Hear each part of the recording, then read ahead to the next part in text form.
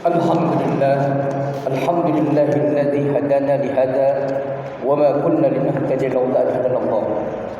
أشهد أن لا إله إلا الله وحده لا شريك له وأشهد أن سيدنا محمدا عبده ورسوله المتصف بالكرامة الكبرياء. أشهد أن لا إله إلا الله وحده لا شريك له وأشهد أن محمدا عبده ورسوله لا نبي بعده. اللهم صل وسلم وبارك وكرم وعظم على هذا النبي الكريم سيدنا ومولانا محمد وعلى آله وأصحابه أجمعين. أما بعد، فيا أيها الحاضرون رحمكم الله، أوصيكم ونفسي وإياي بتقوى الله فقد فاز المتقون. يا أيها الذين آمنوا اتقوا الله حق تقاته ولا تموتن إلا وأنتم مسلمون. يا أيها الذين آمنوا اتقوا الله وقولوا قولا سديدا يصلح لكم أعمالكم ويغفر لكم ذنوبكم ومن يطع الله ورسوله فقد فاز فوزا عظيما.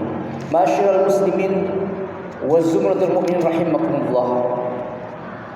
Alhamdulillah, puji dan syukur senantiasa kita panjatkan kehadirat Allah Subhanahu wa taala Azza wa Jalla yang pada siang hari ini masih memberikan kita kesempatan untuk melaksanakan salat Jumat berjamaah di masjid yang mulia ini.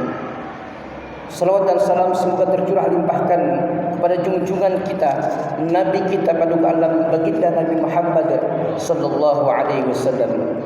Ma'asyiral muslimin wa zumratul mu'minin rahimakumullah.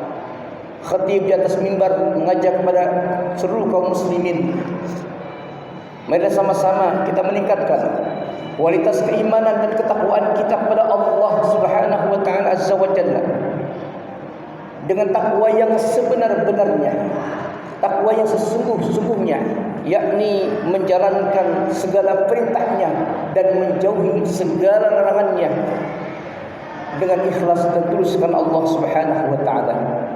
Masyaallah muslimin wa zumratul mu'minin rahimakumullah.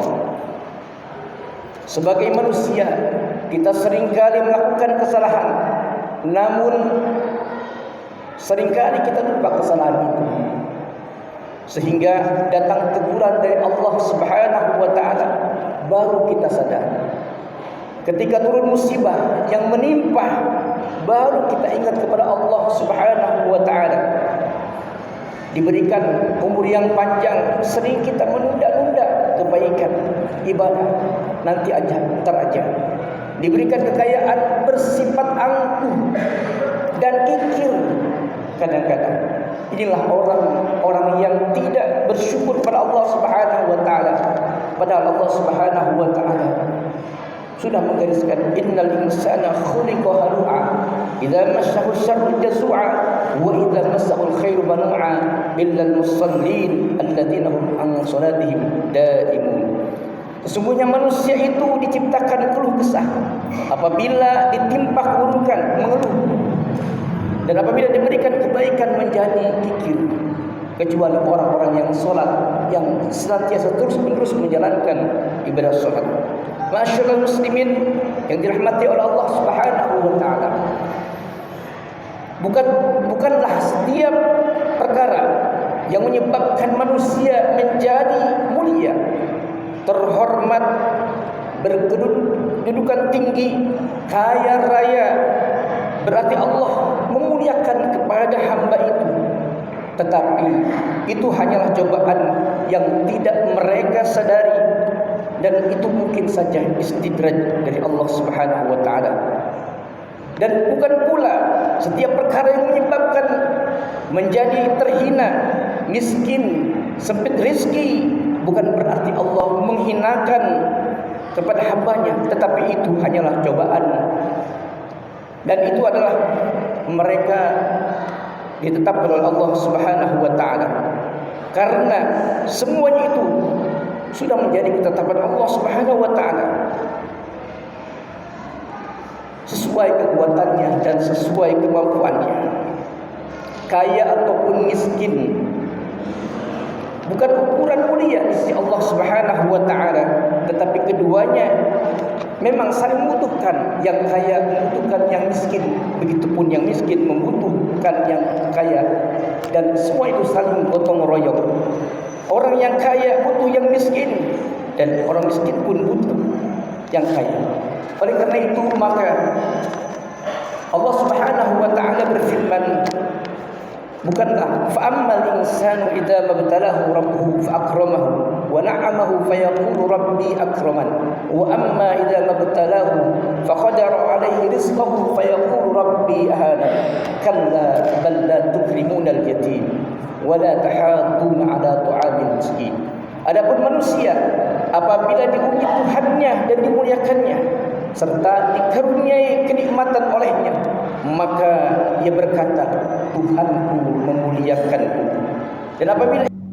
Dan apabila ditimpa dengan kemiskinan, sempit rezeki, maka dia mengatakan, Tuhanku memuliakanku. Janganlah begitu. Bahkan kamu tidak memuliakan anak yatim dan tidak menganjurkan memberi makan orang miskin. Ma'asyiral muslimin yang dirahmati oleh Allah Subhanahu wa taala, bahwa kedudukan yang paling mulia bukanlah karena jabatan dan pangkatnya, bukan karena kaya ataupun miskinnya, bukan karena